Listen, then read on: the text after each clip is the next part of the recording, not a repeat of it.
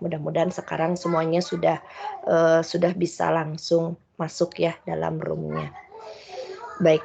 Nah, anak-anak, hari ini Ibu akan melanjutkan materi seperti yang kemarin sudah kita bahas ya. Jadi di subbab awal ini adalah berkaitan dengan barisan ya, peubah acak ya. Dan kemudian nanti kita akan mencari ya distribusi dari barisan peubah acak tersebut. Nah, dahulu barangkali waktu kita di Andat ataupun di TP ya, di sini kita bicara tentang peubah acak yang dalam arti ya kita mengambilnya sembarang ya. Jadi artinya kita punya sampel acak begitu. Nah, kalau nanti kita punya barisan tentu saja ini agak berbeda definisinya ya. Jadi yang dimaksud di sini adalah kita bicara sampel acak dulu. Jadi kalau sampel acak kita punya sekumpulan benda atau objek begitu yang kita amati. Nah, kita betul-betul mengambil begitu ya secara acak dari kumpulan benda tersebut. Nah, saya review sedikit ya. Jadi ketika kita memiliki suatu populasi ya, yang tentu saja populasi itu boleh dibayangkan ya kalau misalnya ini sebagai ilustrasi, kita punya gudang beras begitu. Nah, butir-butir berasnya itulah isi dari populasi. Jadi seringkali, kalau kita ingin mengobservasi, semua anggota di populasi itu adalah satu hal yang sangat tidak mungkin. Ya, artinya tidak mungkinnya butuh biaya dan butuh energi ya untuk ke sana. Nah, sehingga seringkali di sini selalu diambil pertanyaannya adalah sampel yang mewakili dari populasi tersebut. Ya, harapannya sampel yang diambil itu bisa mewakili sifat-sifatnya ya. Semua sifat di populasi itu bisa diwakili oleh sampel yang jumlahnya sedikit begitu. Nah, perkembangan kekini begitu ya, sampel itu bahkan bisa diambil sangat sedikit. Dengan kemajuan sekarang sudah banyak perkembangan ilmu ya berkaitan dengan metode sampling, dengan bahasa lain resampling begitu ya. Nah, itu udah banyak begitu. Yang terpenting adalah data yang ada itu benar adanya gitu. Jadi kalau ibaratnya udah kita mengambil bagian gitu ya, sampling gitu ya, kita mengambil sampling dari data yang tidak benar, ya pasti hasilnya tidak akan menggambarkan hal yang benar begitu. Ya, jadi kita harus mengambil hal yang benar dulu, kita jamin kebenarnya, baru ketika kita mengambil sampel tentu saja informasinya pasti baik begitu. Nah, kembali kemarin saya menerangkan bahwa dari sekumpulan populasi tersebut kita mengambil sampel acak, sebut di sini N kecil ya. Nah, sehingga pasti Anda akan punya X1, X2, Xn. Nah, bayangkan bahwa X1 sampai Xn ini adalah isinya peubah acak. Yang tentu saja ketika kita mengambil N buah ini, informasi apa yang kita butuhin gitu ya. Informasi apa yang kita butuhkan? Ya tidak lain adalah sifat-sifat itu bisa dicerminkan oleh statistik yang kita butuhkan. Nah, Ibu ingatkan lagi statistik yang biasa kita cari itu, yang pertama adalah rataan, yang kedua adalah simpangan baku, yang ketiga adalah skewness ya, yang keempat adalah kurtosis. Nah, itu yang pada umumnya 4 statistik itu yang biasanya orang cari. Nah, di sini barangkali ya sepanjang nanti kita kuliah, cukup 2 saja yang memang umumnya itu diperhatikan. Kalau nanti, "Bu, bisa nggak cari skewness atau kurtosis?" Silahkan, itu biasanya nanti kalau Anda tertarik pada tugas akhir, nah itu biasanya dikembangkan sampai ke skewness dan juga kurtosisnya gitu. Jadi sampai saat ini dibatasi, makanya nanti sepanjang kuliah ya yang dibahas tuh kalau nggak rataan ya variansi gitu ya anak-anak. Nah, kembali jadi kalau kita udah punya N gini bayangannya bisa diapain sih? Kita bisa ngitung apa? Ya tidak lain adalah menghitung rata-rata dan juga variansi. Rata-rata apa? Ya rata-rata dan variansi dari sampel.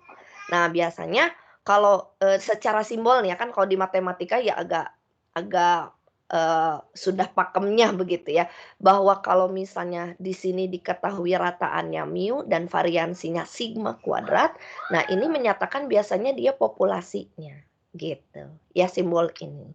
Nah, ketika kita mengambil sampel, nah tentu saja rataan yang nanti dihitung dari X1 sampai Xn juga variansinya itu biasanya kita bedakan simbolnya ya.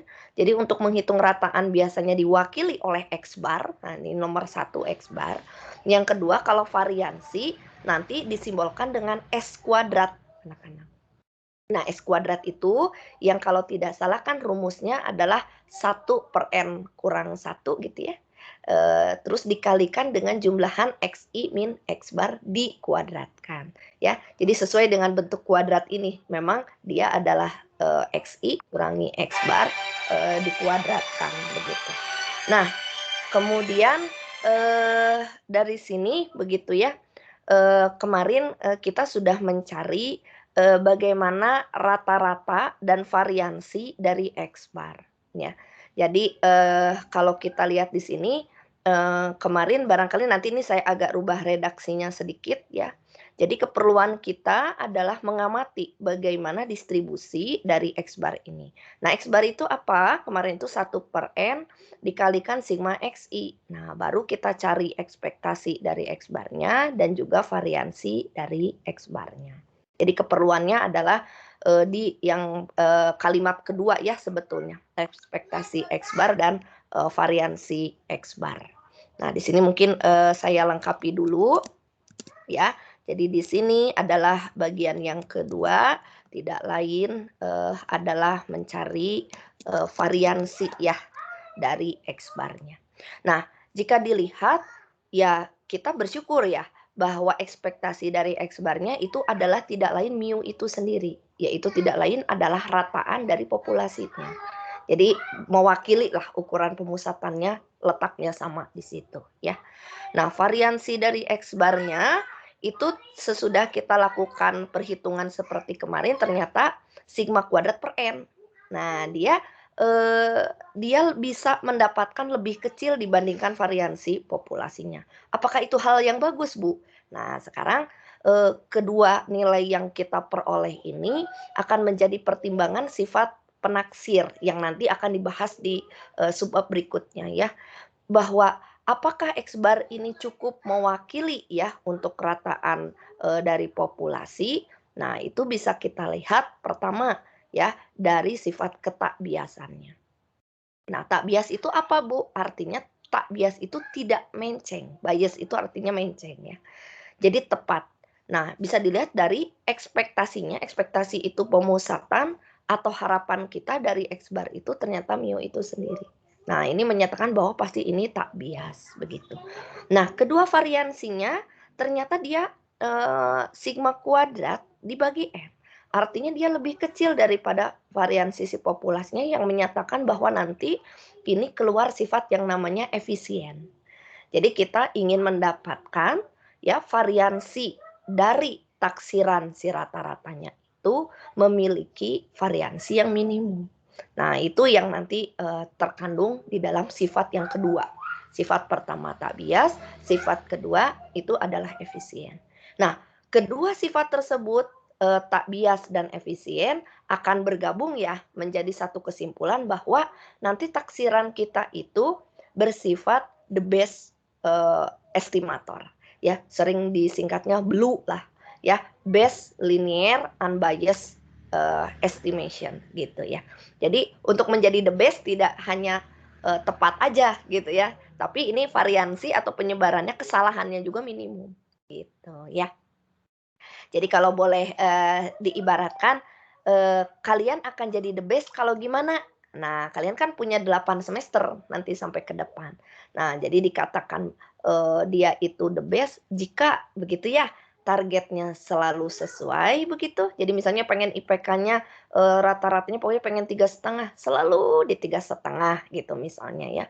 Tidak mungkin tapinya orang selalu 3,5 ya, pasti kan ada dengan sekian mata pelajaran, mungkin ada yang B, C, ada yang B, tapi lebih banyak yang A dan AB-nya. Nah, variansinya makin dari semester ke setiap semester itu kecil.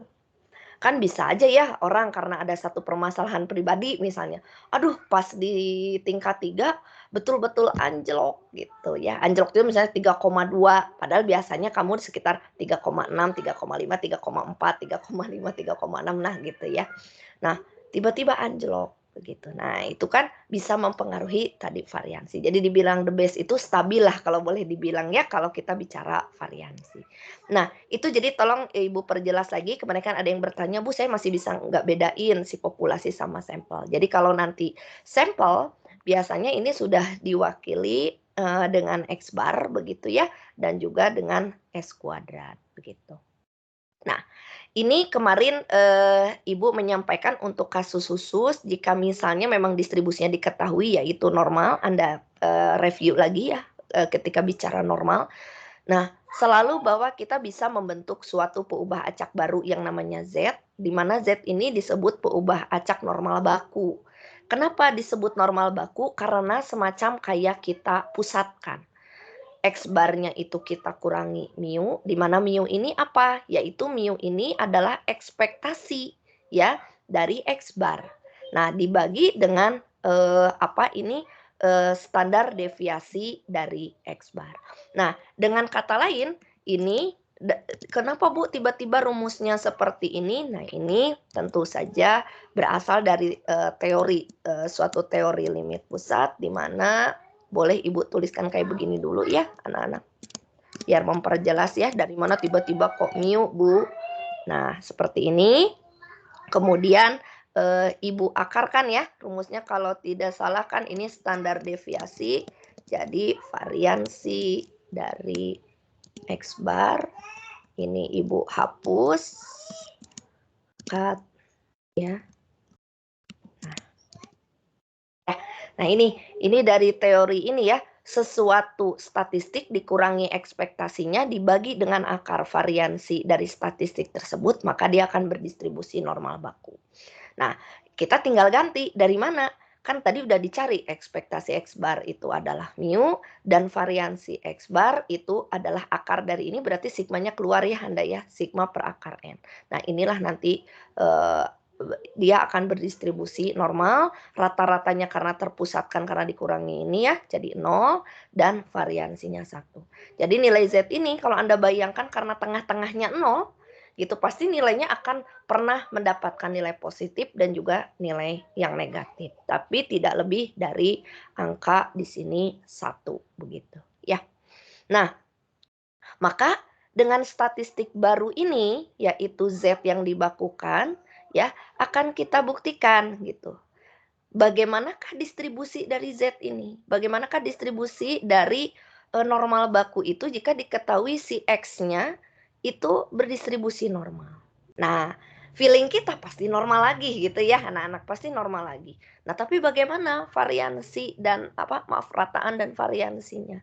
Nah, bisa kita hitung dengan hampir mirip langkah yang sama dengan yang di atas, kita cari dua sekawan ini ya, yaitu ekspektasi Z dan variansi dari Z-nya ini. Nah, dengan Z diketahui dari rumus yang di atas, yang sebelah kanan ini ya, yang X bar kurangi mu dibagi sigma per akar N, kita gantikan. Nah, makanya kemarin sudah kita buktikan dapatlah betul nilainya 0 dan 1. Begitu. Nah, itu yang pertama begitu ya. Nah, yang kedua, yang tadi sudah beres, artinya kita terbukti begitu ya, bahwa di sini Ibu tambahkan dulu ya. Nah, di sini ini terbukti ya, bahwa si Z ini berdistribusi normal juga ya, dengan rataan 0 dan variansinya itu 1. Ya. Nah, sekarang kita bangun suatu statistik baru yaitu Z kita kuadratkan. Ya, akan jadi apa dia gitu ya distribusinya. Nah, ketika kita melihat bahwa Z tersebut kita kuadratkan, maka kita perlihatkan di sini kita ganti bahwa Z itu adalah X bar min mu dibagi sigma per akar N dikuadratkan. Maka yang menarik adalah Anda akan melihat bentuk kuadrat terutama buat yang di bagian atasnya. Ya, yaitu di sini ada X bar dikurangi rata-rata dari X barnya dikuadratkan. Nah, itu tidak lain adalah konsep variansi yang sudah kita tahu ya dari Anda dahulu. Konsepnya adalah momen kedua ya dikuadratkan. Nah, kita tahu bahwa variansi ya mungkin antara ingat dan lupa begitu ya. Nah, itu kan berdistribusi Q kuadrat. Begitu ya, berdistribusi Q kuadrat. Nah, biasanya derajat kebebasannya N kurang 1. Nah, maka di sini ingin kita lihat gitu ya, apa gitu ya, dengan membentuk ini nanti kita akan melihat, bagaimana distribusi variansi sampel, begitu ya. Jadi kita akan membangun di sini distribusi variansi sampel melalui peubah acak Z yang kita kuadratkan. Nah, maka di sini ada langkah bahwa sesudah Z ini kita kuadratkan, kita sigmakan, karena Anda masih ingat ya variansi itu adalah sigma dari X kurangi mu-nya dikuadratin.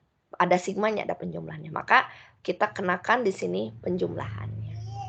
Nah, penjumlahannya juga seperti itu. Nah, karena ini bergerak ya dari I1 sampai N, artinya bahwa ada N buah, begitu ya, si Z ini. Ada Z1, Z2, sampai Zn.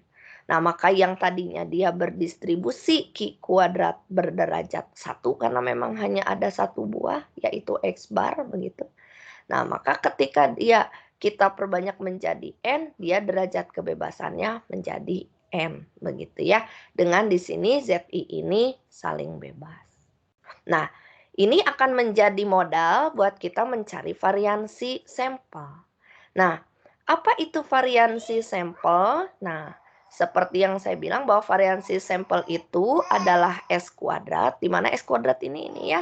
Nah, ini diingatkan lagi nih, seharusnya sudah sangat familiar ya buat kalian. Nah, kemudian di sini kita bangun suatu distribusi di sini W ya, kita kali dengan N kurang 1 dibagi dengan sigma kuadrat. Nah, ini berdistribusi Q kuadrat. Nah, dari mana ini Ibu harap kalian bisa melihat dulu begitu ya dari TP yang sebelumnya tentang distribusi Q kuadrat gitu. Ya. Nah, dari distribusi Q kuadrat ini kita lihat ya langkah-langkahnya, bahwa di sini kita punya X bar ya dan S kuadrat yang saling bebas. Nah, kemudian kita juga dapat membentuk di sini satu distribusi T ya, di mana T ini adalah Z dibagi dengan akar W dibagi N kurang 1. Jadi di sini kalau saya lihat N kurang 1-nya bisa kita pindahkan di bawah W begitu ya. Nah, sehingga menyisakan S kuadrat per sigma kuadrat gitu. Z-nya kita ganti, W-nya pun kita ganti ya. Maka Anda bisa melihat di sini yang di atas dengan cara mungkin ada yang dicoret ya. Di sini tentu saja pasti ada yang dicoret yaitu sigma kuadratnya. Nah, di sini akan menjadi X bar dikurangi mu dibagi S per akar N. Nah, ini akan berdistribusi T student ya dengan derajat kebebasan N kurang 1. Nah, ini pun nanti perlu kita review sedikit ya di pertemuan berikutnya bagaimana distribusi dari Q kuadrat dan T ini. Nah, di distribusi T ini sendiri mungkin ya kalau kalian masih ingat dia juga berhubungan dengan rata-rata sebetulnya. Nah, dengan Z ini juga. Ya, jadi dia mirip normal baku. Tapi kalian masih ingat ya, distribusi T itu muncul ketika ya variansi ya anak-anaknya. Variansi populasinya tidak diketahui. Ya, jadi dengan kata lain kalau kita tadi balik lagi ke rumus yang paling atas nih, yang ini, nah sigmanya itu nggak diketahui anak-anak. Ya, sehingga sigma ini harus kita taksir menggunakan variansi sampel. Nah, keluarlah dia S ya, S kuadrat dalam hal ini. Nah, sehingga di sini bagian yang bawah ya, yaitu tadi bentuk seperti Z itu, digantilah semacam kayak diganti ya, karena sigmanya nggak diketahui, maka kita hitung dari sampel, ya, S per akar N. Maka dia berdistribusi T student. Makanya kalian masih ingat waktu itu kalau mau menaksir ya, mau mencari selang kepercayaan rataan, yang satu variansi populasinya diketahui, ya, dan yang kedua variansi populasinya nggak diketahui. Nah kalau nggak diketahui pakai distribusi T begitu ya. Nah itu ya, jadi di sini ada dua distribusi baru tadi selain normal baku, yaitu di sini ada distribusi Q kuadrat yang merupakan distribusi dari variansi sampel ya, dan ada juga di sini distribusi T yang merupakan distribusi dari rataan ya, tapi di sini kita menggunakan informasi variansi sampel yang diketahui di atas gitu.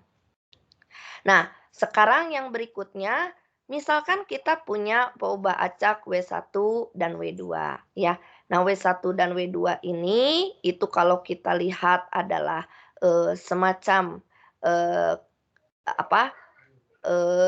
variansi ya, variansi dari suatu sampel ya. Maka di sini kita mengenakan satu indeks ya. Jadi di sini N1 kurang 1 dikali S1 kuadrat per sigma 1 kuadrat. Nah, nanti kalian kalau ditanya ini peubah acaknya yang mana, Bu? Nah, peubah acaknya yang S ya, S kuadrat karena sigma 1 kuadrat ini nanti semacam kayak ditetapkan gitu ya, satu bilangan. Makanya dia berdistribusi Q kuadrat ya, bukan F. Kan kalian masih ingat ada F ya. F itu adalah kalau peubah acak variansi dibagi peubah acak variansi. Jadi di sini sigma 1 kuadrat ini bilangan.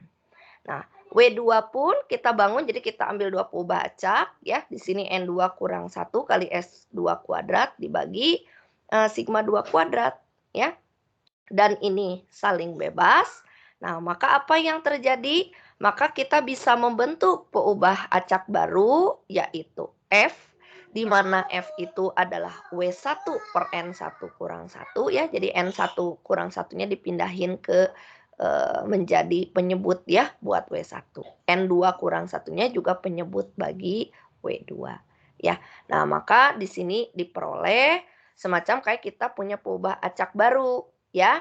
Kalau di teori di Hock and Craig ini disebut U per V gitu. Jadi U-nya berdistribusi Q kuadrat, V-nya berdistribusi Q kuadrat, dan mereka berdua saling bebas ya. Nah, maka di sini karena dipindah ruaskan ya, N1 kurang 1 ini ke bawah, maka tersisa S1 kuadrat per sigma 1 kuadrat ini. Nah, begitupun dengan S2 kuadrat per sigma 2 kuadrat.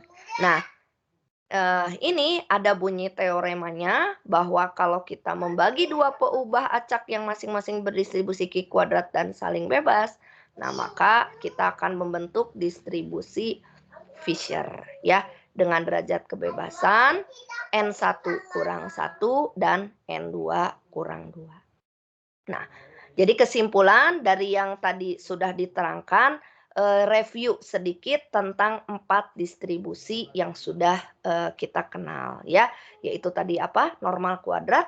Kedua, kita punya Q kuadrat. Ketiga, kita punya T student. Yang keempat, kita punya Fisher. Begitu. Oke. Nah, sebelum Ibu melanjut ke bagian berikutnya, silakan jika dari anak-anak sekalian ada yang mau bertanya terlebih dahulu bagian dari tadi ya, pembangunan macam-macam distribusi dari sampel acaknya. Silakan anak-anak, Ibu beri waktu dulu.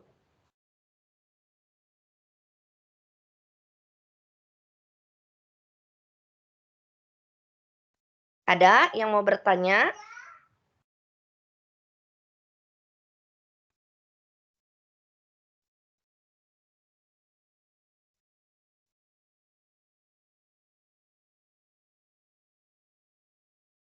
Halo.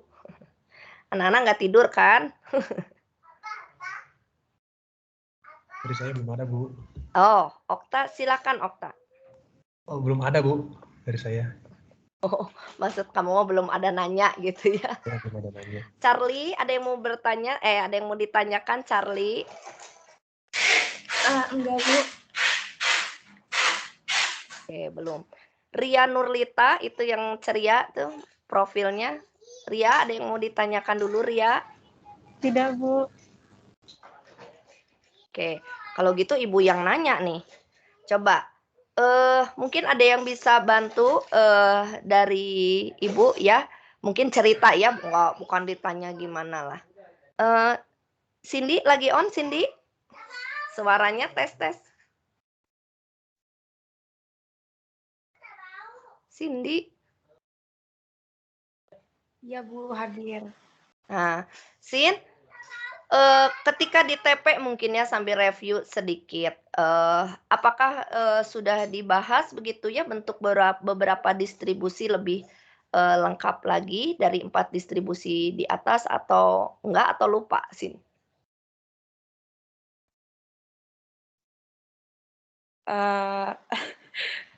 Lupa ingat sih, Bu.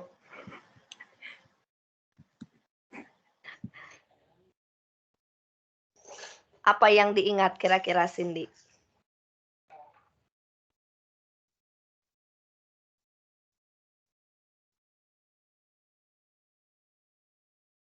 Halo, Sin?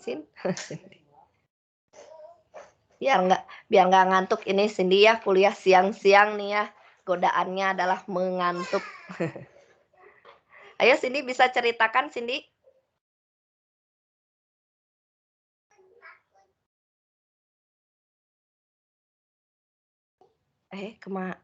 Kemana ini suara Cindy hilang begini? Sin? Tes.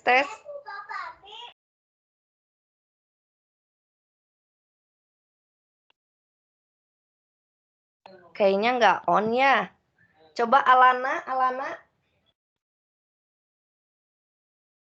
Alana ada? Ada, Bu. Nah, Alana bisa cerita sedikit, Alana? Tentang tadi 4 distribusi itu, Alana, di TP mungkin Alana.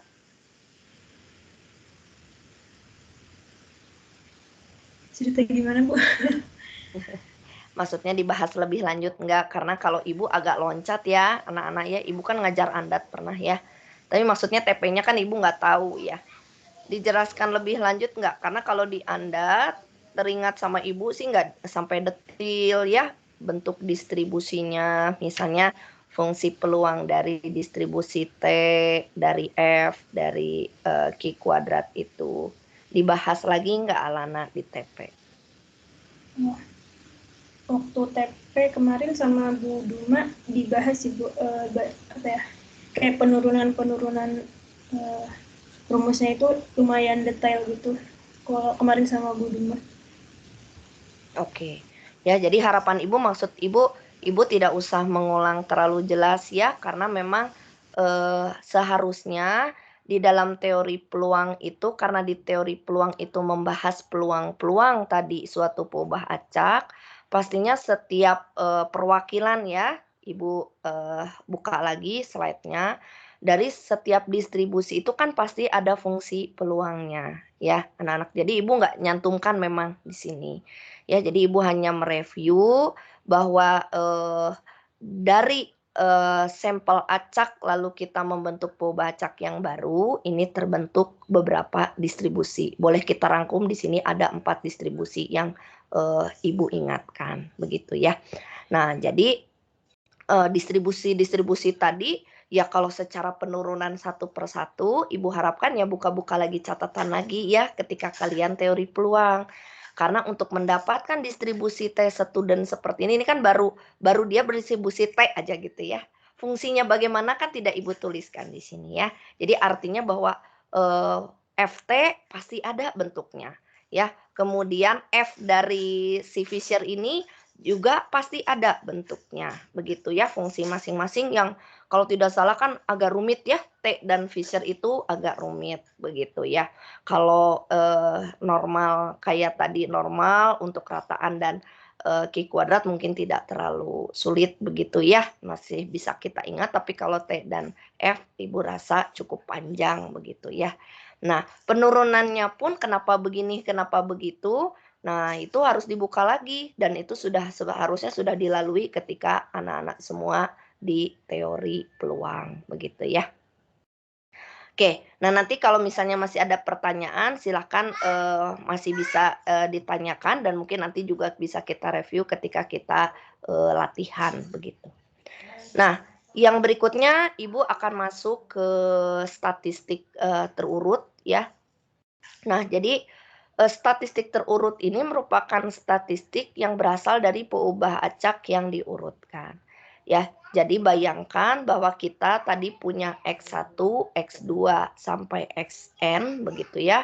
Nah, tentu saja kan besarannya masing-masing, besar realisasi peubah acak tersebut pasti ada bilangannya. Nah, bilangan-bilangan tersebut dapat kita urutkan ya dari yang terkecil sampai yang terbesar begitu ya. Pada umumnya gitulah dia naik ya dari minimum sampai ke maksimum.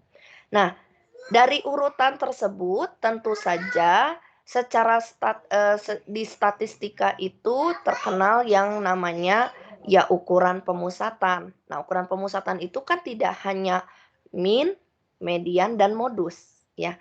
Bahkan kalau kita boleh kuartil-kuartil pun itu menjadi ukuran pemusatan.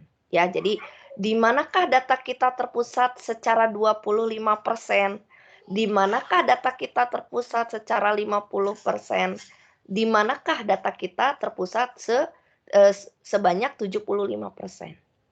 Nah, itulah nanti lahir di sini selain dari ukuran yang betul-betul tengah, nah ini ada kuartil, begitu ya. Nah, ini jadi kuartil dan persentil itu juga menunjukkan ukuran pemusatan begitu. Jadi perbedaannya apa? Ya tinggal data kita dibagi berapa. Begitu ya. Kalau kuartil kan kuart ya, artinya 4. Data kita yang terurut itu dibagi 4. Nah, maka posisi kuartil ke-1, kedua, ketiga, nah itu menjadi ukuran pemusatan data kita.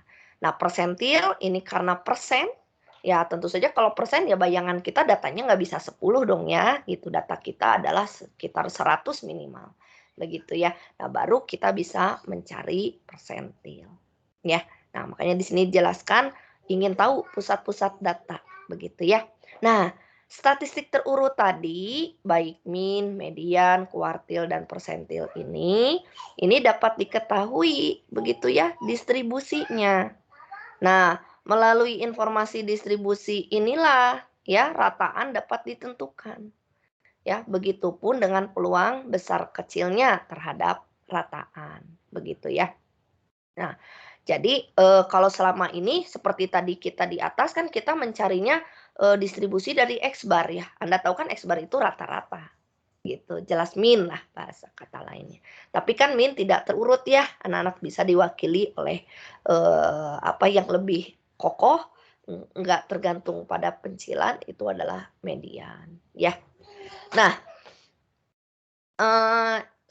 Ibu berikan dulu motivasinya gitu ya, bahwa aplikasi statistik terurut ini itu banyak dipakai dalam teori resiko ya, dalam model-model resiko.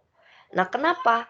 Karena yang namanya resiko itu adalah sesuatu yang harapannya adalah peluang terjadinya adalah kecil. Jadi kalau kita punya suatu distribusi ya anak-anak, punya satu distribusi, nah itu di ekor-ekor tuh, dia yang disebut resikonya gitu ya. Jadi misalnya berapa peluang ya bahwa kita mengalami kerugian. Nah, itu kan di ujung-ujungnya begitu. Nah, jadi seringkali statistik terurut ini penting pertama dalam analisis resiko apapun.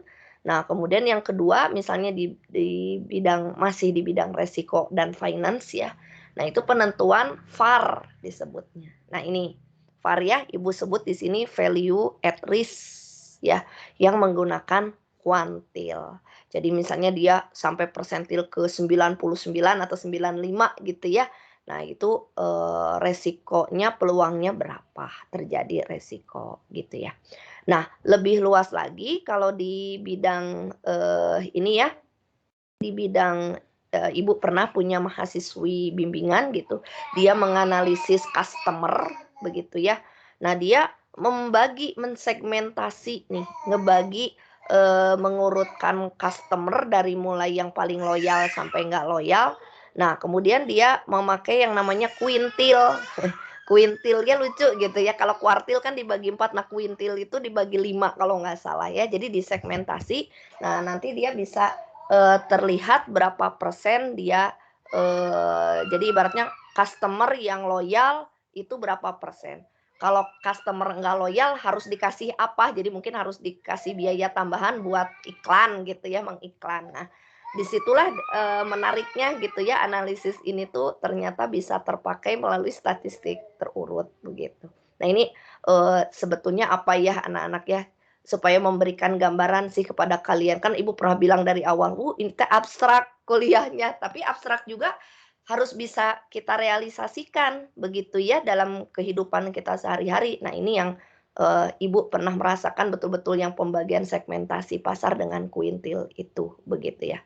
Nah di sini karena kita bicara tentang statistik terurut yang isinya itu adalah sampel acak ya, yang misalnya kita punya N begitu. Nah, tentu saja kita harus punya dulu distribusi gabungannya begitu, karena itu kan kumpulan peubah acak begitu ya. Nah, di sini kita sederhanakan dulu gitu ya permasalahan kita. Nah, melalui definisi yang tercantum pada ini kalau 2.1.3 ini biasanya di bab 2 ya anak-anak. Jadi kalian nanti bisa sambil belajar lagi gitu ya, membuka buku lagi, coba dicek. Nah, ada definisi untuk dibatasi dulu 2 peubah acak anak-anak ya. Jadi ini kalau boleh dibilang bivariate lah gitu ya. Nah bivariate ini pasti udah ada juga di TP gitu harusnya. Nah misalkan Ibu punya X begitu ya. Nah ini X ini agak sensitif ya anak-anak. Biasanya kalau di aljabar gitu ya.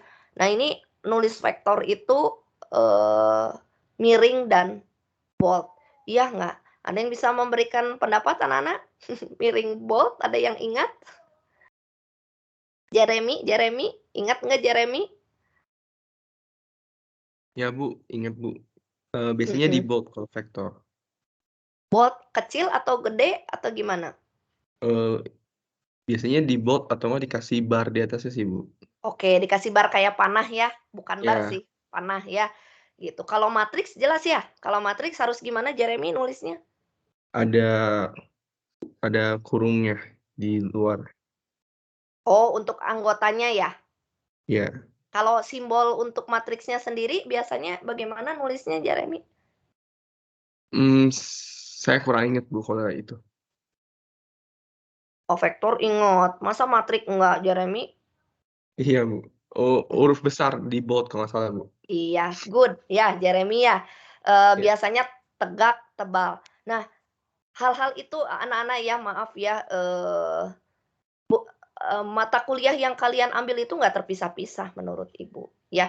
Jadi misalnya statistik sendiri, aljabar sendiri, analisis sendiri nggak bisa anak-anak ya. Jadi pernah Ibu menghindari dulu ya, Ibu ingat Ibu kan mungkin berapa tahun lebih tua dari kalian ya. Aduh, kesannya umur banget ya anak-anak ya. Curhat nih Ibu. Nah, Ibu kan 20 tahun lah bedanya dengan kalian. Dulu ya anak-anak Ibu kuliah matematika, nggak ada aktuaria ya, matematika aja sebut gitu. Ya. Aljabar atau analisis udah dapet C itu udah bersyukur sekali loh. C ya anak-anak dapet C itu udah bersyukur sekali. Karena yang dapet A atau B itu paling juga 3 orang dari 80 orang loh ya anak-anak jangan kaget ya. Jadi saking mungkin ya angkatan kita itu kurang menyadari bahwa matematika kan memang dulu kalau kita di SD, SMP, SMA kan ngitung ya ingatnya anak-anak. Tapi pas masuk jurusan ini salah jurusan atau enggak ya gitu ya. Ini Ibu hanya curhat dulu. Dan cenderung ketika mata kuliah itu diberikan misalnya aljabar, analisis, statistik, itu tuh kayak beda-beda gitu ya. Analisis kemana, aljabar kemana, statistik kemana gitu ya. Nah, itulah mungkin yang membuat seringkali, "Ah, Bu, aku mah nggak suka aljabar, Bu." Jadi lupa lagi aku yang diajarin di aljabar itu kayak bagaimana gitu ya. Nah, padahal nggak bisa begitu. Misalnya dosen aljabar mengajarkan, "Nak, cara menulis matriks dan vektor itu harus bold," misalnya ya, bold. Nah, jadi sama ya gitu. Di statistik pun ketika nanti keluar gitu simbol-simbol peubah acak, matriks gitu ya, itu pun tidak bisa dihindari. Seperti tadi mungkin Jeremy menerangkan, Bu, pakai kurawal kalau isi dari, isi dari suatu matrik. Betul, karena kan, misalnya Ibu, ngasih contoh ya, maaf, misalnya di sini, isi matriks M adalah isinya adalah MIJ gitu ya. Karena kan biasanya, 2 dimensi, ya kayak begini gitu. Ya, jadi biasanya M-nya harus, bold ya, tapi M yang di dalam ini, bisa kecil, karena dia, anggotanya, begitu. Ya, jadi artinya nanti I dan J ini adalah ordonya, gitu ya. Ini adalah matriks, kalau dibilang ini adalah matriks ukuran I kali J, ya, gitu. Ya, jadi, ya mohon maaf ya anak-anak, misalnya anak, "Aku mah nggak suka aljabar, Bu, aku mah nggak suka analisis," nggak bisa juga. Ya, bahwa bahwa nanti kalau misalnya kalian tertarik ke statistik, pas TA-nya ngerjainnya berantakan, matriksnya nggak sesuai, ya bisa kacau beliau ya, gitu. Kacau balau tuh pas yang ngujinya misalnya dosen aljabar, waduh, bisa dimarahin itu.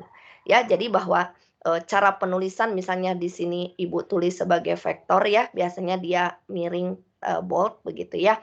Nah, ini maka, X ini bisa dikatakan beranggotakan gitu ya, yaitu X1 dan X2 ya, peubah acak X1 dan X2. Jadi kita batasi dulu. Nah, maka di sini ekspektasi dari X gitu ya, itu bisa ada jika begitu ya, ekspektasi dari X1 dan X2 ini juga ada. Ya, jadi harus dijamin dulu. Jadi kalau ekspektasi dari X1, X2 nggak ada, ya kita nggak bisa mencari ekspektasi dari vektor X ini. Ya, nah maka ekspektasi dari X ini dapat kita jabarkan menjadi satu bentuk vektor begitu ya, yaitu ekspektasi X1 dan ekspektasi X2 begitu. Nah, ini tolong cek kembali definisi ini ya. Nah, definisi di atas itu ya untuk dua peubah acak. Ya, nah seperti biasalah ya anak matematika kan suka mempersusah diri sendiri ya, biar kelihatan canggih kali ya. Nah, bagaimana kalau lebih dari 2 peubah acak, misalnya 3 gitu. Ya, nah kalau kalau tadi misalnya kita punya 2 gampang ya kalau kita bicara statistik terurut, mana yang minimum? Ya itu Bu, X1 itu ya. Mana yang maksimum? Ya X2 gitu ya. Mana yang tengah-tengah? Ya bagi 2 Bu, gitu ya, pakai rumus lah gitu. Nah kalau 3 ini bagaimana nih mengurutkannya gitu. Kan kalau Anda punya 3 pasti ada kombinasinya, bener nggak? Misalnya Anda punya X1, X2, X3. Yang minimum siapa? Bisa X1, bisa X2, bisa X3. Ya, siapa yang di tengah-tengah? Ya bisa tiga-tiganya ya. X1, X2, X2, X3. Begitupun maksimumnya. Nah, jadi artinya ada kombinasi ya ketika sudah lebih dari 2 peubah acak. Nah, disinilah kita menggunakan bab 4 yang tentu saja udah dipelajari juga ya, ini di TP bahwa kita punya teorema 4.4.1 ini ya. Nah, di sini dimisalkan Y1, Y2, YN. Nah, ini ada simbol kayak gini nih anak-anak ya. Y1 kurang dari Y2, kurang dari titik-titik, kurang dari YN. Nah, jadi bisa dikatakan bahwa peubah acak Y ini terurut, ya, gitu. Nah, Y1 YN ini berasal dari mana? Berasal dari suatu sampel acak yang belum terurut, ya. Tadi makanya Ibu pakai huruf Y, supaya kalau X itu kan tadi ngomonginnya sampel acak aja lah, tanpa diurutkan.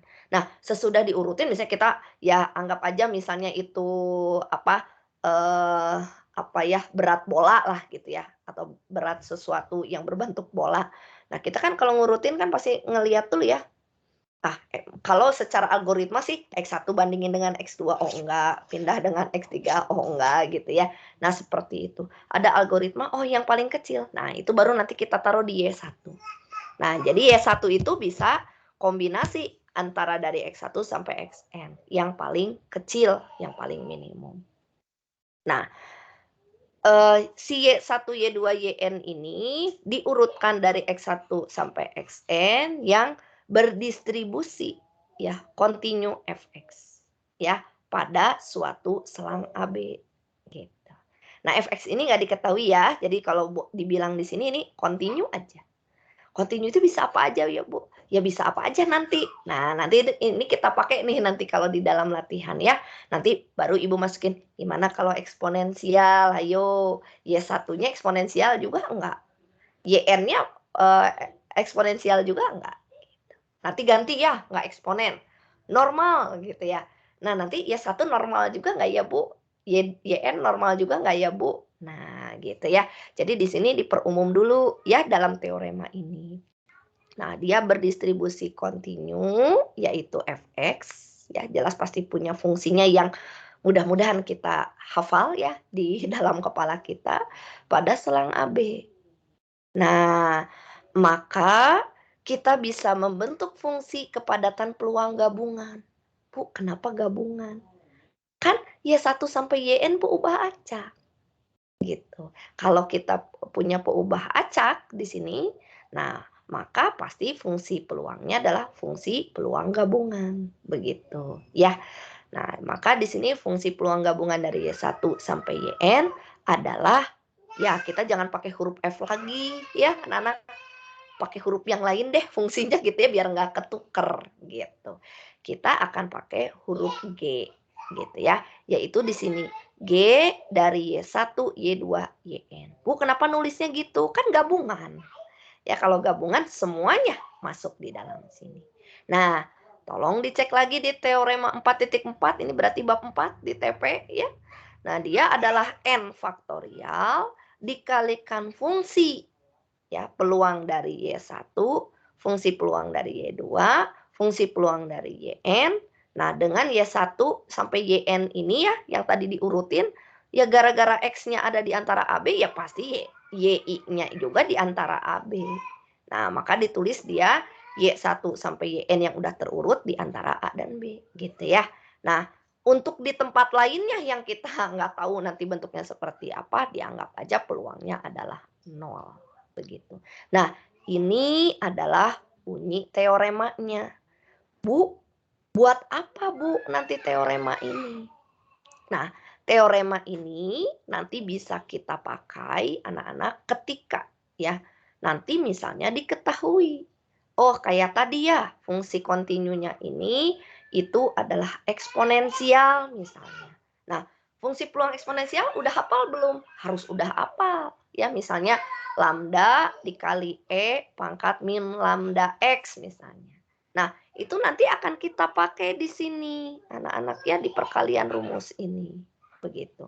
Kalau distribusinya normal, ya akan kita pakai gitu. Nah, syukur-syukur memang bentuknya bentuk eksponen ya, anak-anak kan kalau perkalian dari eksponen pangkatnya tinggal ditambahin. Tuh enak gitu ngebentuknya gitu ya. Nah, jadi itu kemanfaatan dari sini. Nah, yang kedua begitu ya. Mungkin saya masuk ke sini dulu ya. Nah, di sini Y1 sampai Yn ini adalah statistik terurut ya. Nah, sehingga dari bab 4.4 nih halaman 227 229 nanti anak-anak cek sendiri akan memiliki fungsi kepadatan peluang gabungan dari statistik terurut begitu. Jadi intinya adalah kita ingin mencari fungsi kepadatan peluang gabungan. Nah, sekarang pertanyaan Ibu, kalau ada fungsi kepadatan peluang gabungan, biasanya ada apa lagi, anak-anak? Ada yang bisa bantu Ibu jawab?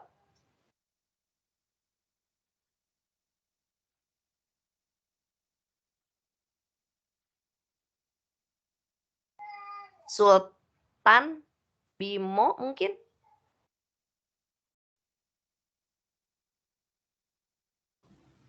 Fungsi masa peluang atau apa?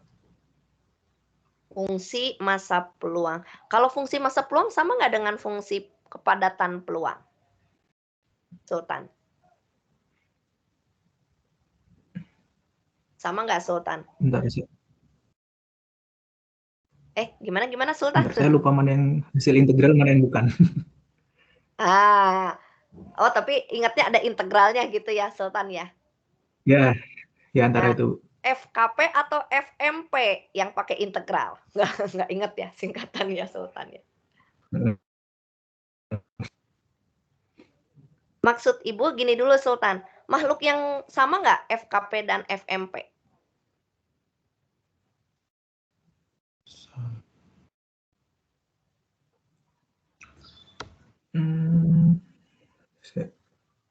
Sultan boleh call friend.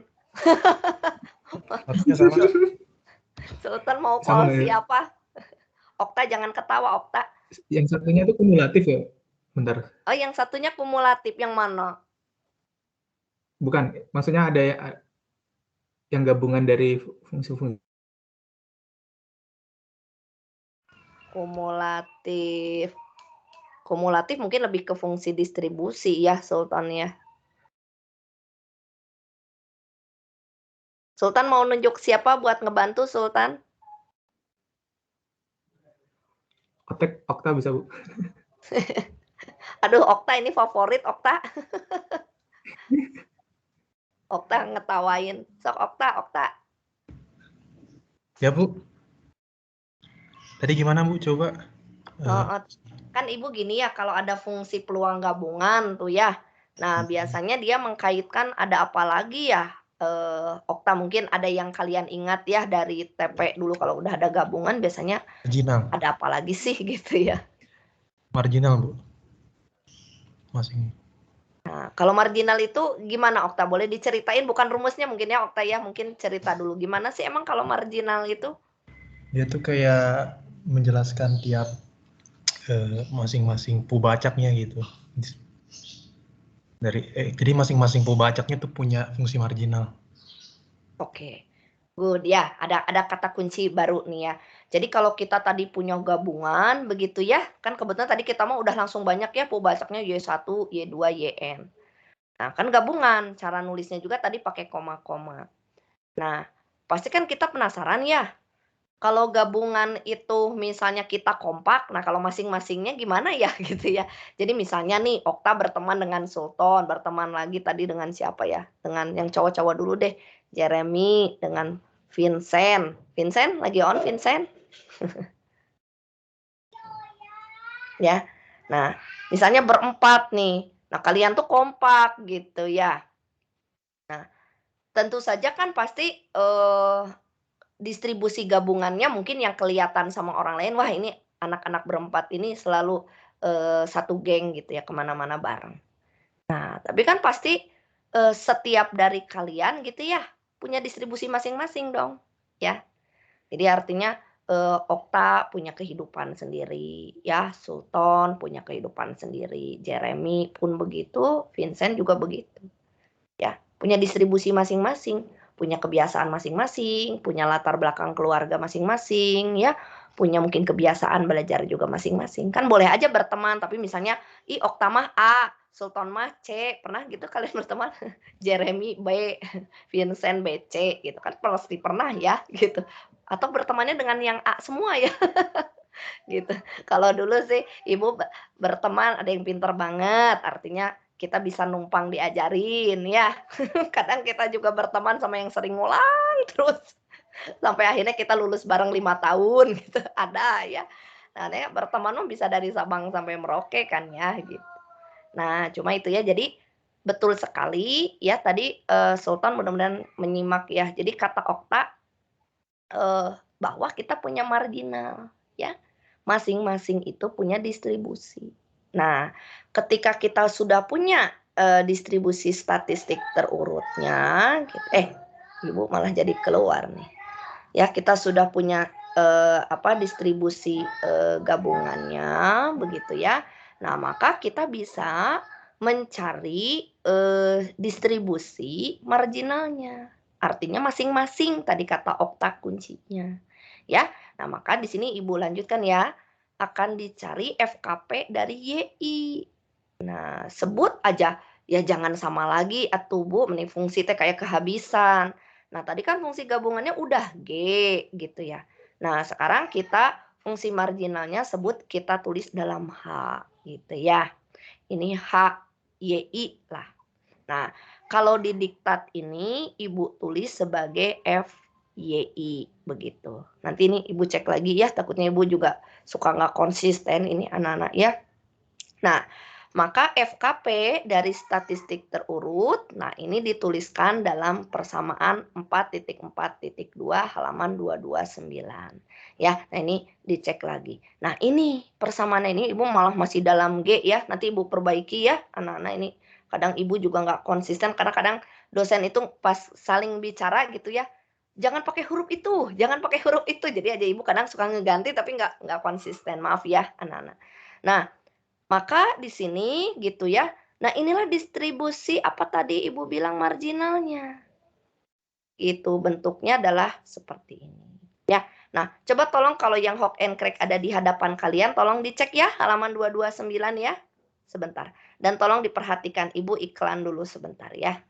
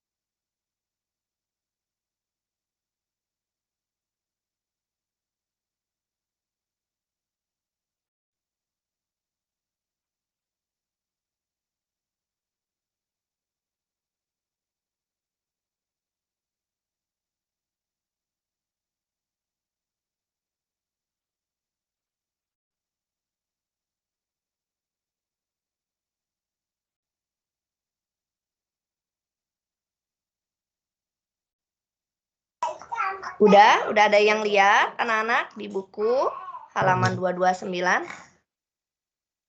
Bu, benar Bu, benar.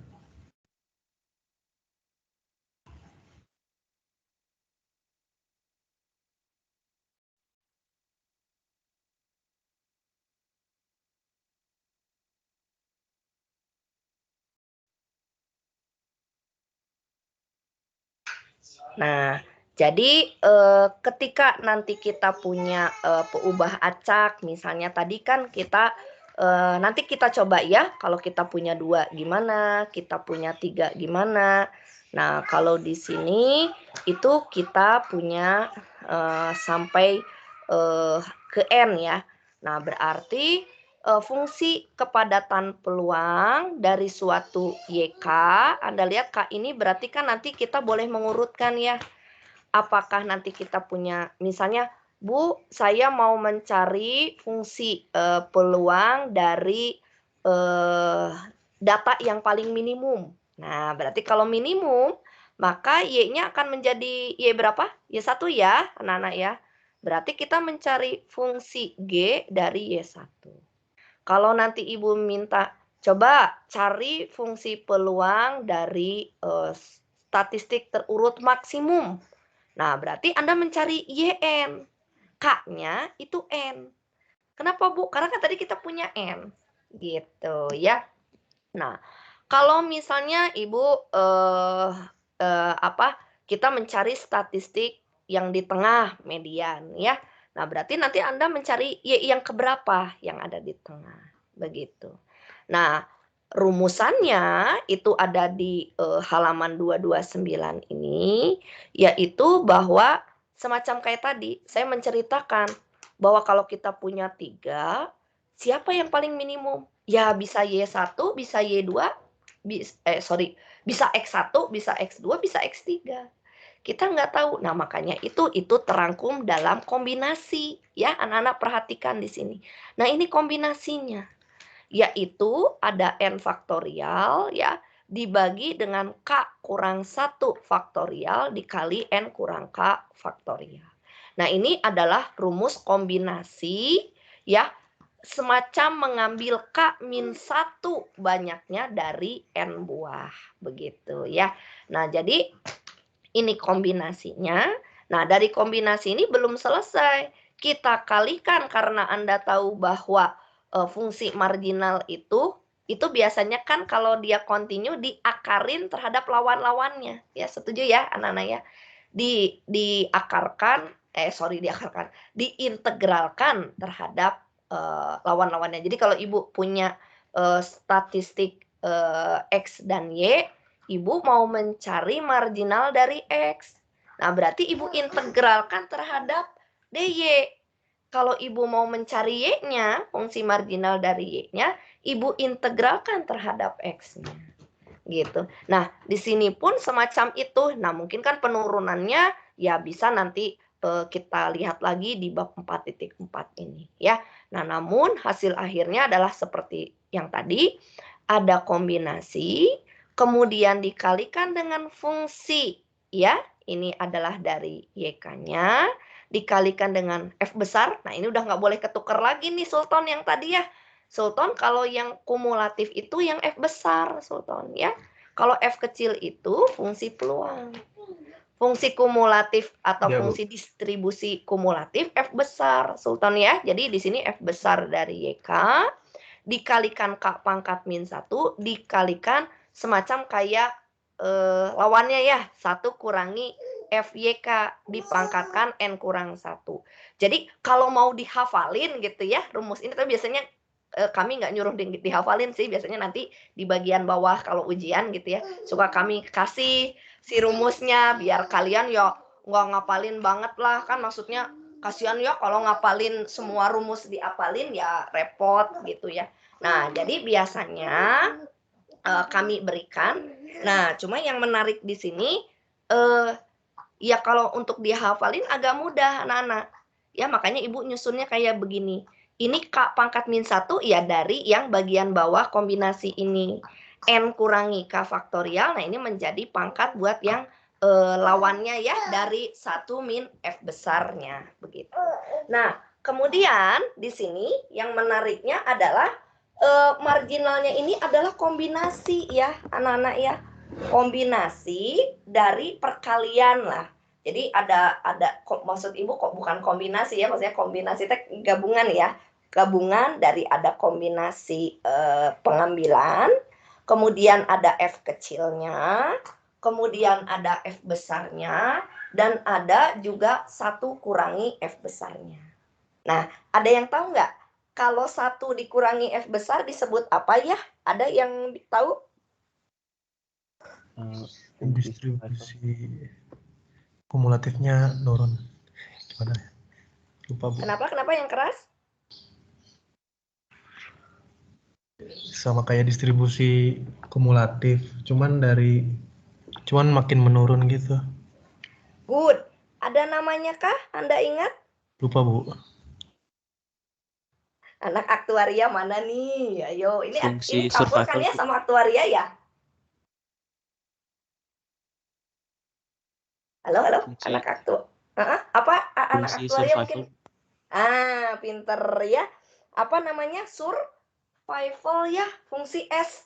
Ada sih beberapa literatur yang nulisnya F garis gitu, F garis di atas kayak F bar gitu ya. Tapi kalau Ibu pribadi sih di beberapa literatur yang dipakai anak-anak aktuaria, biasanya betul ya 1 kurangi F itu menjadi fungsi survival, jadi kayak fungsi bertahan hidup. Itu kalau F itu kan fungsi kumulatif ya jadi X kurangi X. Jadi dia pasti mati lah kalau di aktuaria tuh. Jadi kalau boleh dibilang fungsi distribusi kumulatif itu kayak peluang kematian anak-anak ya. Nah itu ya. Kalau 1 kurangi F besar itu kayak peluang bertahan hidup gitu ya. Nah, jadi menurut Ibu rumus ini walaupun panjang masih bisa kita logikakan rumusnya. Oh, berarti kalau marginalnya Bu, saya ada perkalian dari kombinasi dikalikan fungsi peluangnya, dikalikan fungsi distribusinya dan dikalikan fungsi survivalnya. Begitu ya. Nah, terus gimana? Ya YK itu pastilah itu kan hanya kalau dulu saya ingat Bu Duma ya yang paling cerewet. Nggak boleh ya itu salah tuh nggak boleh salah batas-batas wilayahnya, batas-batas yang AB-nya tadi itu nggak boleh salah. Jadi kayak tadi YK di antara A dan B, nah itu nggak boleh lupa. Saya ingat sekali dulu ngajar TP bareng Bu Duma gitu barengan, ya kayak gitu ya. Wah ini anak-anak pokoknya kalau salah sampai batas ini kurangi 1. Langsung ingat saya kalau ngebahas ini ya. Solusi dari UTS itu Bu Duma sangat tegas sekali bahwa batas-batas itu nggak boleh terketinggalan begitu ya.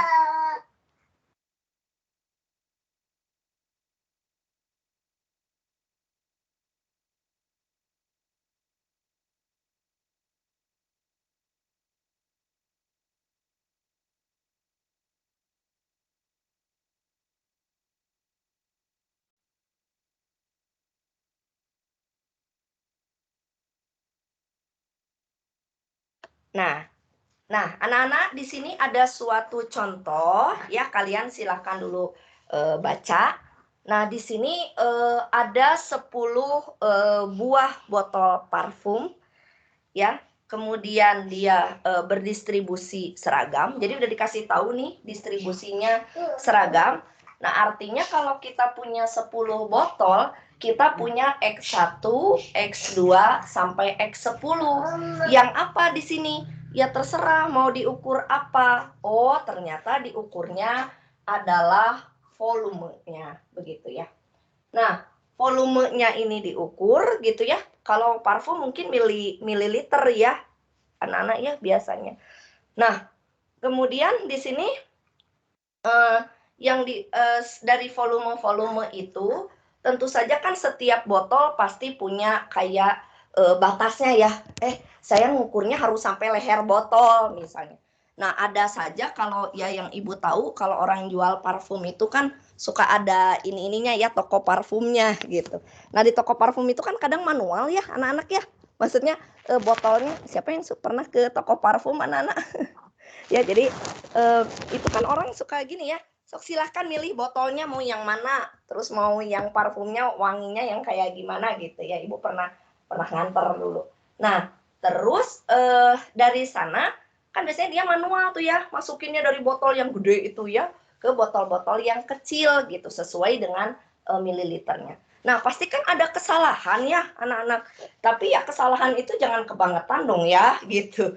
Jadi artinya kesalahan itu di sini wajar bernilai negatif 1 sampai 1 mililiter. Jadi artinya ya bisa aja ya orang itu misalnya kelebihan ngisinya harusnya batasnya sampai leher botol yang di sini, dia kelebihan gitu. Ada juga kadang kekurangan gitu ya. Itu wajar lah namanya manusia kecuali kita punya mesin khusus mengisi botol itu gitu. Kalau kita punya mesin kan mesinnya nggak mungkin salah ya anak-anak ya, itu pas aja di situ gitu. Nah, kalau manusia kan mungkin ya. Nah, maka di sini kemudian kita akan memilih parfum. Nah, tentukan distribusi peluang gabungan untuk statistik terurut tersebut. Ini Ibu kayaknya kurang nggak ya? Nantilah Ibu cek kembali ya, takutnya Ibu kurang. Nah, kita definisikan dulu di sini anak-anak ada X1, X2 sampai Xn. Ini adalah sampel acak ya yang berukuran N. Nah, N-nya di sini adalah 10 ya. Nah, ini berdistribusi uniform dari -1 sampai 1. Nah, disinilah barangkali ya anak-anak, Anda harus tahu gitu ya, kan harus mengingat kembali distribusi uniform itu gimana bentuk fungsinya. Nah, kalau nggak ingat, waduh, ya agak susah juga ya anak-anak. Jadi artinya bahwa di sini ya agak dipertaruhkan nih, makanya ngambil StatMat ini kan anak-anak harus udah pernah mengambil ANDAT, ngambil TP gitu ya. Karena ya bisa jadi kan Ibu tidak mengulang lagi ya distribusi uniform teh kayak gimana gitu. Nah, kemudian di sini akan dicari tadi G yang Y1, Y2 sampai Y10 gitu ya, di situ disebut. Nah, maka ketika dia berdistribusi uniform ya, nah betul nggak fx-nya setengah? Ayo, betul nggak anak-anak? Siapa di sini yang bisa jawab nih? Betul, Bu. Betul, Bu. Boleh nanya rumusnya apa biasanya fx-nya? 1/B-. 1 per? Batas atas kurangi batas bawah. Iya, good. Jadi kalau misalnya dia uniform di A, B gitu ya. Nah, A-nya itu adalah -1, B-nya itu adalah 1. Nah, maka fx-nya itu adalah 1 per B min A. Gitu ya. Jadi kalau di sini 1 per 1 min 1 gitu kan. Jadi setengah begitu. Nah, itu adalah fungsi peluangnya. Nah, bagaimana fungsi distribusinya?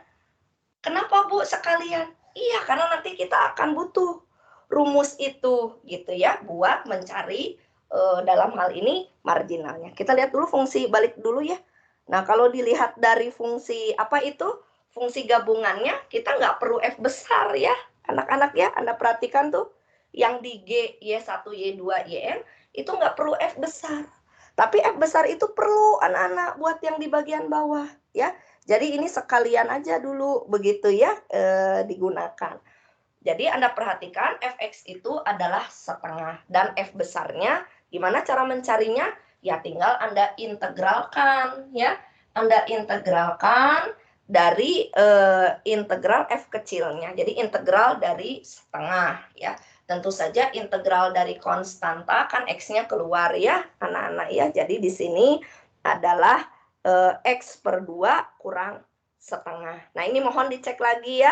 Anak-anak ini betul nggak nih, Ibu ya? X per 2 kurangi setengah ya, karena ada batas-batasnya. Nah, itu mohon Anda cek lagi untuk diselang yang -1 sampai 1 ya. Nah, maka fungsi peluang gabungannya yaitu di sini adalah G, Y1, Y2 sampai Y10 ya. Karena memang kita cuma punya 10. Nah, maka dengan mensubstitusi ke rumus yang tadi teorema 441 ya, yaitu 10 faktorial dikalikan fungsi F masing-masing ya, gitu. Nah, maka di sini setengah kali setengah kali setengah. Atau di sini setengah berpangkat N ya, barangkali nanti kalau disederhanakan. Nah, jadi 10 faktorialnya pun ya kalau dalam hal ini kalau punya kalkulator yang bisa ngitung cepat sih nggak apa-apa ya, tapi kalau enggak ya udah aja diamkan dalam bentuk 10 faktorial begitu. Nah, jangan lupa di sini batas-batasnya gitu. Nah, dari hasil perhitungan tersebut di sini ya, distribusi dari statistik terurut itu pasti beda anak-anak ya, pasti beda gitu. Nah, jadi di sini kita bisa lihat ya. Nah, ini mungkin Ibu loncat dulu anak-anak ke bagian bawah nih. Nah, bagaimana jika dipilih botol parfum yang terpenuh? Ya, artinya kan tadi Ibu ngurutin ya dari Y1 sampai dengan Y10, di mana Y10 itu menyatakan botol parfum yang isinya maksimum gitu. Nah, itulah nanti yang kita bilang sebagai statistik yang maksimum. Nah, pertanyaannya, apa distribusinya? Gitu. Nah, padahal yang kita ketahui tadi adalah G, Y1 sampai Y10. Ya, bentuknya kayak tadi yang barusan kita cari. Nah, maka tidak lain pertanyaan tersebut adalah mengacu bahwa kita mencari fungsi kepadatan peluang marginal ya, yaitu G, Y10. Nah, itu mengacu ke sana. Nah, GY10 itu kita menggunakan teorema yang tadi ada di bawah, begitu yang pakai kombinasi. Nah, kita bisa tuh selesaikan ya persamaan dari masing-masing. Nah, ini kita preteli begitu ya. Nanti mohon anak-anak sendiri cek begitu ya. Nah, ini FYK-nya itu setengah, F besar YK-nya itu setengah ya. Anda cek lagi nanti, kita akan bahas nanti di pertemuan berikutnya ya. Nah, kemudian berarti G10 Y10 itu adalah 10 faktorial ya. Nah, K itu karena kita nyari yang ke-10 itu dikurangi 1 ya. Jadi 9 faktorial. Nah, kemudian N kurang K-nya itu adalah 10 kurangi berapa anak-anak K-nya? 10 ya. 10 kurang 10 ya 0 faktorial. Nah, kemudian dikali fungsi peluangnya, yaitu setengah. Lalu dikalikan di sini fungsi distribusinya, tadi setengah pangkat 9 dan setengah pangkat 0. Ya, dengan di sini Y-nya nanti harus terurut begitu ya, dari yang terkecil sampai yang terbesar. Nah, itu jawabannya. Jadi kalau nanti ditanya fungsi marginalnya adalah seperti itu, begitu ya. Nah, maka kita akan dapatkan bentuknya adalah seperti yang paling bawah ya, gitu. Nah, jadi ini pun bisa sama ya. Nanti Ibu harap kalian di sisa waktu ya dicoba ya, nanti iseng-iseng mencoba nih semua statistik. Nah, kan di sini di kuliah Ibu mencontohkannya adalah dengan kita memasukkan maksimum ya, statistik dari maksimum, artinya Y10. Nah, gimana kalau kita mencari Y1 begitu ya, yaitu fungsi yang minimum ya. Nah, bagaimana bentuknya? Nah, Ibu harapkan nanti kalian exercise gitu ya sendiri. Nah, Bu, statistik apa aja Bu yang biasanya dicari? Nah, biasanya sih 3 macam ya, minimum, kemudian maksimum, dan juga ada yang median sih, yang umumnya banyak dicari begitu ya di persoalan begitu. Nah, jadi itu ya anak-anak, coba nanti Anda nih di sisa waktu ya, biasanya Ibu sering seperti itu. Jadi ada nanti Anda coba ya menurunkan beberapa rumus ya. Uniform aja dulu ya anak-anak. Jadi ini kita batasi dulu ya. Kita nggak yang susah-susah dulu nih anak-anak. Karena nanti ke depannya juga distribusinya berkembang tuh di latihan-latihan, ada eksponen, ada binomial gitu ya, ada macam-macam. Kita pakai dulu aja yang sederhana, yang uniform ini ya, supaya kalian terampil dulu nih mencari minimum tadi ya, maksimum, kemudian nanti coba median gitu ya, tapi untuk yang uniform dulu. Jadi nanti bisa kita perkaya nih anak-anak ya. Jadi nanti di minggu depan kita masuk ke statistik terurut ya, dan distribusinya, tapi dengan distribusi yang lain ya, kita coba nanti gitu.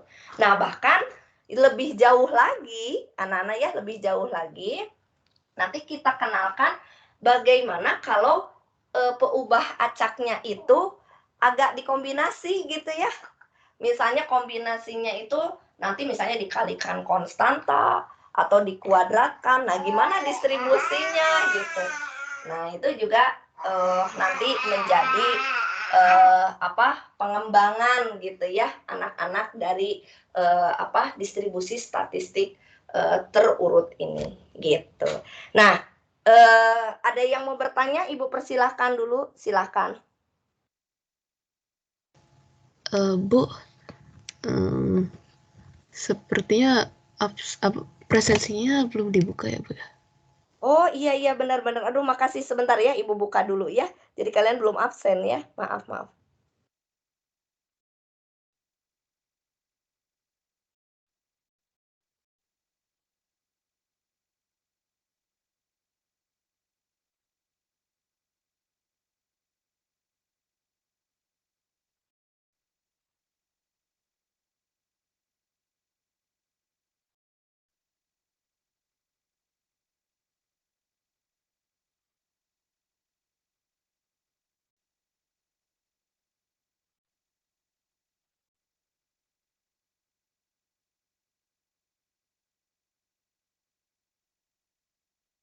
Mohon dicek, udah terbuka belum? Silakan.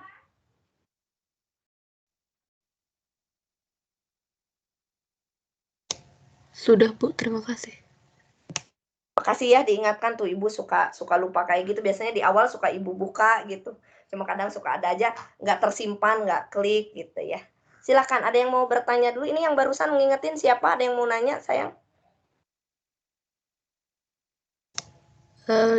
Dari saya belum ada, Bu. Sekarang Ibu yang nanya, cukup jelas nggak ya barusan yang statistik terurut, terbayang nggak?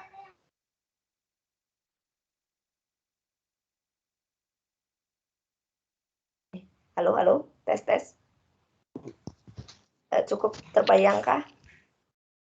Saya ingin bertanya, Bu.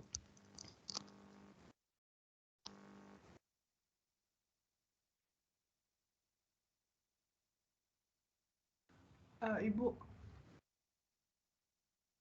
maaf mau nanya, Bu.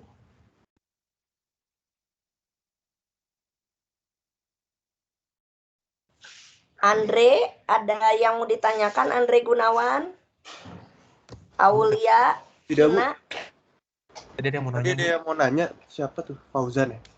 Oh iya, silakan. Siapa Fauzan? Silakan Fauzan, maaf suaranya Ibu kekecilan. Silakan. Oh iya, Bu. Saya pengen nanya, kenapa ini kan Y10, Bu. Cuman domainnya lebih kecil daripada YI lainnya, Bu. Oh, tadi yang di catatan ya. Sebentar ya, Ibu Yang lihat. di ini, Bu, ya. Sebentar. Harusnya kan Y10 lebih besar daripada semuanya gitu. Bentar. Ini udah kelihatan lagi nih anak-anak ininya atau belum? Sudah, Bu. Oh, sudah. Sebentar ya. Yang di bagian ini ya, yang Y10 kurang dari YI. Terbalik ya? Terbalik ya, betul nggak? Iya, Bu. Harusnya di sini Y10 yang paling maksimum ya, betul nggak? Halo? Ya, iya betul itu. Ya, harus diperbaiki. Jadi di situ YI-nya yang kurang dari Y10 dengan I-nya berjalan dari 1 sampai 9. Ya, makasih, nanti Ibu perbaiki. Ada yang lain?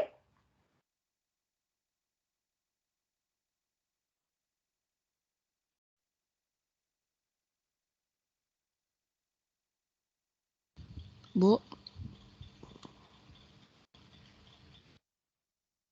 Ya, silakan. Ini siapa? ini Naila, Bu. Saya mau bertanya. Silakan, Naila. Itu tadi yang fx tuh, itu kan integral dari fx ya, Bu? Betul. Batasnya apa ya, Bu? Integral dari F kecil ya? Iya. Batasnya apa ya, Bu? Nah, biasanya Anda masih ingat nggak kalau F besar itu gimana konsepnya? Dia peluang dari X kurang dari sama dengan X kecil ya? Iya. Kemudian biasanya gimana batas integralnya? Dari berapa sampai berapa? Nah, ini saya kira min 1 sampai 1, Bu. Tapi terus jawabannya nggak X per 2 min setengah. Jadi saya bingung. Jawabannya berapa? 1. Jawabannya 1. Itu mah kalau semuanya ya dia menyapunya, betul nggak? 0 kalau kurang dari 1. Kalau F besar itu, gimana itu? Ada yang komen? Jadi kan mulainya tuh dari min 1 sampai 1. Berarti kalau kurang dari min 1 itu 0. Betul. X. Terus dari min 1 sampai 1 gitu kan ya biasanya ya kita menjabarkannya ya? Ya. Terus dari min 1 sampai 1 diintegralin biasa. Nanti dapat apa ya? Itu kan plus C, nanti disesuaikan aja sih biar cocok gitu sama batasnya. Biar cocok. Jadi dicocok-cocokin dong. Sebenarnya kan kalau diintegralin ada batasnya, jawabannya F besarnya nanti apa? Kayak langsung bilangan gitu, bukan persamaan dalam fungsi X. Kalau bayanganmu di situ isinya persamaan atau enggak? Ya harusnya persamaan sih, Bu. Betul. Nah, coba makanya di sini kita diskusi ya. Jadi kalau fx, nah itu Ibu ingatkan, betul tadi, kalau untuk wilayah yang kurang dari -1, itu 0. Setuju ya? Itu udah tidak bisa ini ya. Kalau untuk lebih dari 1, ada yang bisa jawab? Kalau lebih dari 1 berapa? 1, Bu. Pintar, 1. Nah, berarti pertanyaannya kalau di antara -1 sampai 1 biasanya bentuknya apa? Fungsi ya? Setuju? Fungsi, betul. Fungsi. Kenapa? Karena belum nyampe -1 gitu ya. Jadi betul sekali tadi batas integralnya jadi dari berapa sampai berapa, Bu? Dari -1 sampai X. Masih ingat Anda ya? Jadi itu yang kalau nggak salah kan dulu kalau di Andat ya mungkin di TP kan diulang lagi ya. Kalau kita mencari fungsi distribusi itu kita harus lihat domainnya. Anda masih ingat domainnya? Nah, karena kita domainnya ini adalah ada angka -1 sampai 1, jelas bahwa di sebelah kiri -1 ada lagi, di sebelah kanan 1 juga ada lagi, ya anak-anak gitu. Nah, jadi ada 3 wilayah sebetulnya yang kita harus cari. Tadi teman kamu udah nyebut, Bu, di domain ke-1 yang kurang dari -1 udah Bu, 0 pasti. Yang lebih dari 1 yang paling kanan, ya, itu 1, Bu. Ya, jelas. Karena kenapa mengintegralkannya yang kata teman kamu tadi dari -1 sampai 1. Ya pasti hasilnya 1 ya, karena kita mengintegralkannya full gitu. Nah, kalau untuk di wilayah -1 sampai 1 karena belum nyampe ke 1 sebetulnya. Ya, maka mengintegralkan si f kecilnya itu adalah dari -1 sampai X. Ya, jadi artinya kita pakai variabel dummy dulu lah yang di dalamnya ya. Nanti kita ganti X gitu. Nah, jadi tugas nih ya sekarang sambil sampai pukul 3. Nah, kalian coba ya, ini cek lagi gitu. Bu, cara nulisnya gimana, Bu? Sebaiknya cara nulis seperti tadi punten yang tadi laki-laki itu siapa yang menyebutkan 0 dan 1? Saya. Tadi siapa yang ini bicara? Okta, Bu. Oh, Okta. Okta deui. Okta. Ya, Okta ya. Nah, gimana? Baiknya kayak Okta nulisnya gitu. Jadi bahwa si fx di sini ya, ini kita bagi-bagi dulu anak-anak ya. Yang tadi kurang dari 1 ya. Jadi kalau ini saran dari Ibu ya, untuk mencari si fx-nya ini untuk wilayah X yang kurang dari -1 ya. Kemudian juga X yang di antara -1 dan 1 dan kemudian untuk X yang lebih dari 1. Nah, ini nggak boleh dilupain anak-anak ya, bahwa di sini ada pengaruh sifat dari si ini ya, ini nggak boleh dilupain nih, mana ya. Nah, ini ya, ini nggak boleh dilupain, ada sifat bahwa fungsi apa itu? Fungsi distribusi itu adalah kontinu. Kontinu apa? Ayo. Kontinu apa, Nana? Masa Okta lagi? Okta kontinu apa, Okta? Nggak tahu, Bu. Continue apa? Kontinu apa? Waduh, ini dipertanyakan ini. Andatnya. Kontinu apa, Nana? Bantu dong. Kontinu apa nih kalau Ibu nulisnya gini? Continue di semua domain, semua titik. Salah. Ayo. Siapa yang bisa jawab? Sifat fungsi distribusi. Anak-anak. Continue kiri, Bu. Atau continue bawah? Continue teh apa? Coba. Ayo. Aduh. Sama Ibu dicecer loh. Enggak. Continue teh apa continue? Udah discrete.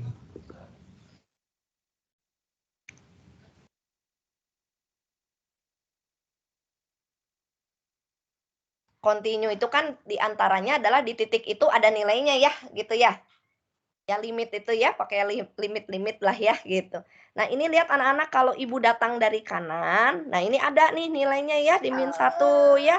Kalau dari kiri kan ke kanan, nggak ada nih nilainya. Jadi dia continue kanan ya.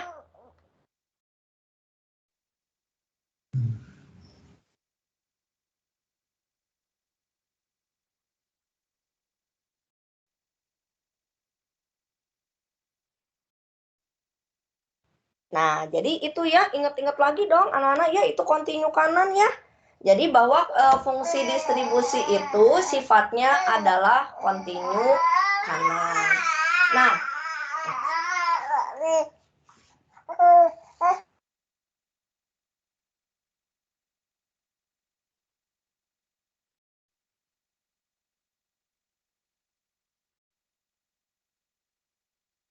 Nah, jadi dari yang syarat-syarat yang tadi Ibu, X kurang dari sama dengan min 1 sampai 1, dan lebih dari sama dengan 1, itu mohon dicari ya masing-masing fx-nya.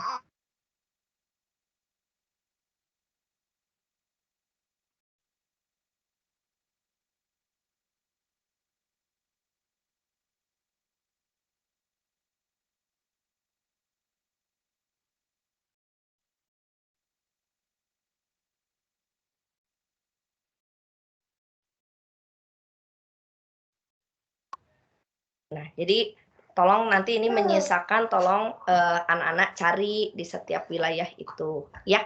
Nah, ini ngaruh nih, mana yang tadi Ibu bilang pakai sama dengan, mana yang enggak. Nah, ini ngaruh ke batas integrasinya, ya. Nah, makanya kenapa tadi di min 1 sampai 1, itu yang batas integral bawahnya, itu min 1, ya. Batas wilayah atasnya itu hanya sampai X, karena X-nya belum nyampe ke angka 1. Begitu. Nah, itu mohon nanti dilengkapi ya sama anak-anak. Nah, nanti kita cek ya distribusi berikutnya. Nah, terutama nanti kalau Ibu mau mencari tadi bukan hanya Y1 sama Y10, tapi mungkin mencari di Y yang lainnya gitu untuk statistik terurut gitu. Nah, itu dulu barangkali dari statistik terurut yang di sini memang Ibu ngambilnya cukup banyak dulu ya sampai 10 gitu. Nah, nanti mungkin kita coba untuk yang sedikit terlebih dahulu, jadi mungkin lebih tergambar gitu ya bentuk-bentuk perhitungannya. Karena kan ini masih uniform, masih gampang nih. Nanti kalau eksponensial agak beda ya. Terus atau distribusi yang beberapa di latihan itu ada binomial dan sebagainya, itu juga agak beragam ya.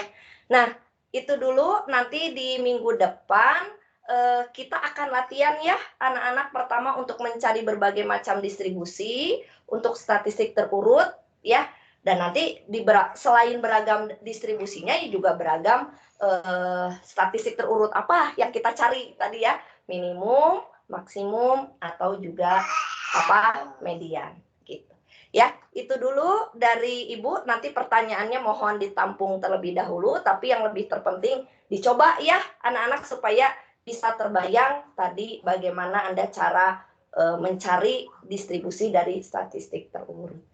Nah, itu dulu dari Ibu. Nanti ini Ibu bagikan ya seperti janji Ibu kemarin PDF dari catatan yang perbagian ini.